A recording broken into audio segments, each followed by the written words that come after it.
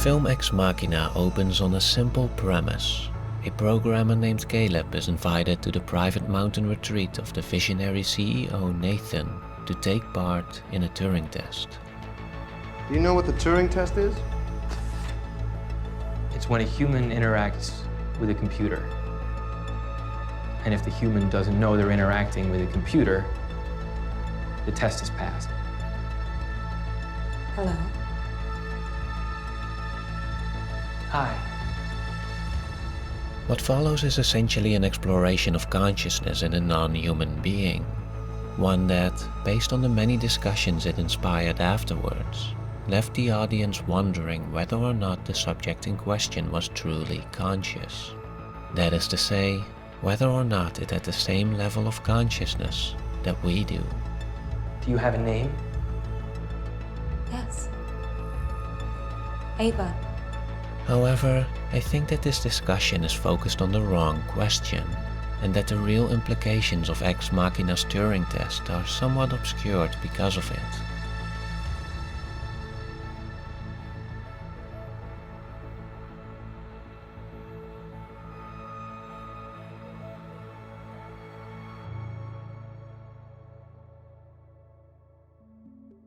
Let's first address some of the basics of scientific inquiry.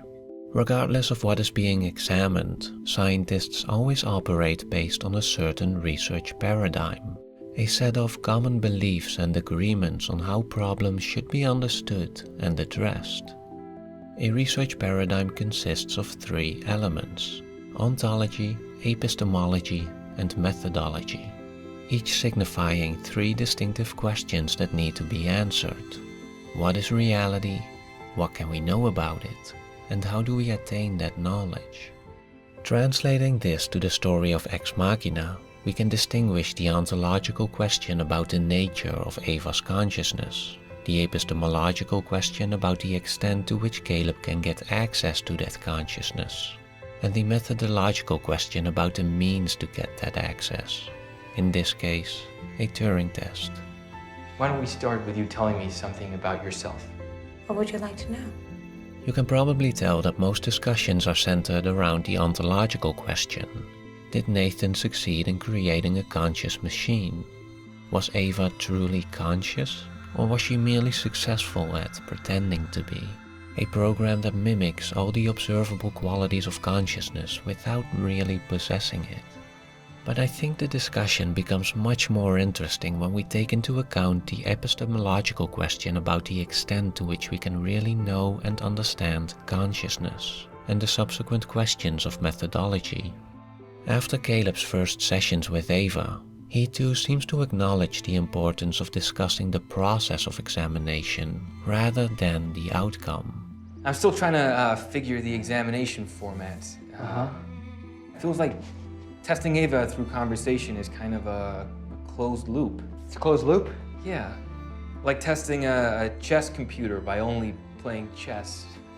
You can play it to find out if it makes good moves, but that won't tell you if it knows that it's playing chess, and it won't tell you if it knows what chess is. It describes the so-called hard problem of consciousness. The problem that beneath everything we can observe about it, there's a deeper essence, a fundamentally private and subjective self-experience which cannot be confirmed from the outside. As in, how do you know if a machine is expressing a real emotion or just simulating one? Does Ava actually like you or not? Michael Graziano, the author of Rethinking Consciousness, distinguishes between I consciousness and M consciousness to illustrate this distinction. I for information, M for mysterious. Here's how I consciousness works. He explains I consciousness as the mechanistic part, the part that processes information, that relays inputs to outputs, and that is observable in the brain. It is also this part that we can pretty successfully build artificially, as Nathan did with Ava. Are you a good person? Yeah, I think so. I consciousness, however, does not account for the subjective experience of these mechanisms, for that mysterious, seemingly non-materialistic part of our consciousness, the ghost in the machine, so to say. And the funny thing is, as Graziano points out, in our everyday experience, it doesn't seem to matter all that much as our relation to the consciousness of others, be they human or non-human, is rarely based on deliberate intellectual considerations, and much more so on automatic intuition. When I talk to another person, I have an automatic impression of thoughts and emotions and awareness emanating from that person. Of course, that's not the person's real mind. That's my brain generating a handy model of a mind and projecting it onto the person. Answer me this. How do you feel about her? Nothing analytical. Just, how do you feel? I feel that she's fucking amazing. Over the course of the sessions between Caleb and Ava, we see how extremely potent this gut feeling is in making us believe that another being possesses consciousness, and how the real driving forces behind this belief have little to do with analytical reason. Are you attracted to me? What? Are you attracted to me? Did you give her sexuality as a diversion tactic? I don't follow. Like a stage magician with a hot assistant?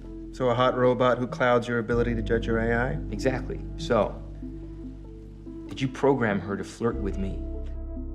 It is because of this that Graziano argues that we, being so easily entranced by anything that gives the impression of consciousness, are actually the least reliable observers on this point. Did you program her to like me, or not? I programmed her to be heterosexual, just like you were programmed to be heterosexual. Nobody programmed me to be straight. You decided to be straight? Please, of course you were programmed. By nature or nurture or both. And to be honest, Caleb, you're starting to annoy me now because this is your insecurity talking. This is not your intellect. There's another element that complicates our effort to understand consciousness. For as I discussed in my video on exploring consciousness in film, this inclination to attribute consciousness based on intuition is also heavily affected by a bias towards humanity, meaning that we tend to approach consciousness with the assumption that it is distinctively human. As a result, when we interact with non-human beings, we are less likely to judge them based on the actual attributes of consciousness they exhibit, and more likely based on how much they resemble human behavior. This, I think, stems from the many religious traditions in which consciousness is directly linked to spiritual concepts of the soul, which we of course have claimed as unique to ourselves. And seeing as souls are often related to a divine creator or higher form of consciousness, this would also explain the allure to create one ourselves. If you've created a conscious machine, it's not the history of man. That's the history of gods. Even in more secular worldviews, the belief in human consciousness as some special trait that separates us from the rest of nature, and that all other forms of intelligence have to live up to in order to be considered conscious, still lingers.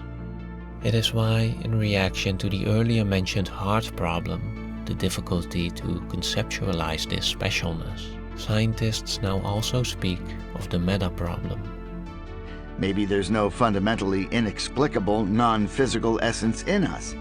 Maybe our task as scientists is to explain why people tend to believe in a hard problem in the first place. There's a growing number of scientists who believe that our idea of consciousness is an illusion created within the brain. Whether our brain does this for some functional reason or if it's just an accidental consequence of the way we process information is unknown. But what matters most is that from this approach, we wouldn't have to explain the mystery of our consciousness, just as we don't have to explain how the Earth came to be flat or how the Sun orbits around it. They are simply false beliefs, and perhaps our understanding of consciousness is just waiting for its own Copernican revolution. However, as we see Caleb beginning to doubt the very essence of his own being, we can understand why this idea faces heavy resistance. Graziano too warns against labeling consciousness as an illusion, as it is too often interpreted to mean that consciousness is just a mirage, that there's nothing behind it, that, as he puts it, consciousness doesn't exist and nobody's home, which also isn't true. Consciousness is technically similar to a visual illusion because the information processing that we actually have in our heads is slightly different from what we claim to have on the basis of introspection, and we make that claim based on an imperfect internal model, all of which resembles a visual illusion. The point is not that consciousness doesn't exist. It doesn't even imply that we humans aren't special. The point is to show the actual obstacles in our quest to understand consciousness. Obstacles that have little to do with the nature of this phenomenon, but instead arise from our limitations to properly examine it.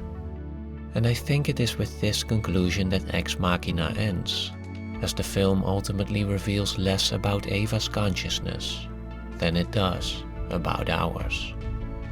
You feel stupid, but you really shouldn't, because proving an AI is exactly as problematic as you said. What was the real test? You.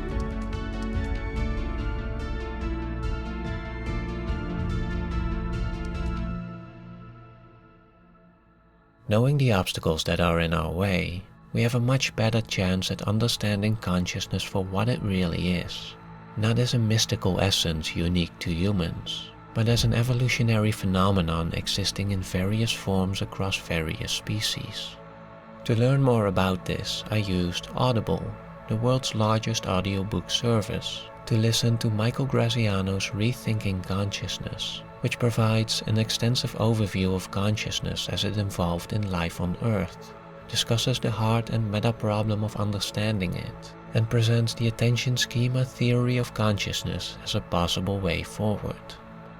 And if you go to audible.com/likestoriesofold or text like stories of old to 500 500, you can listen to Rethinking Consciousness as well with a 30-day Audible trial that lets you listen to 1 audiobook and 2 Audible originals for free. With the Audible app, you can listen to audiobooks anytime, anywhere, and on any device.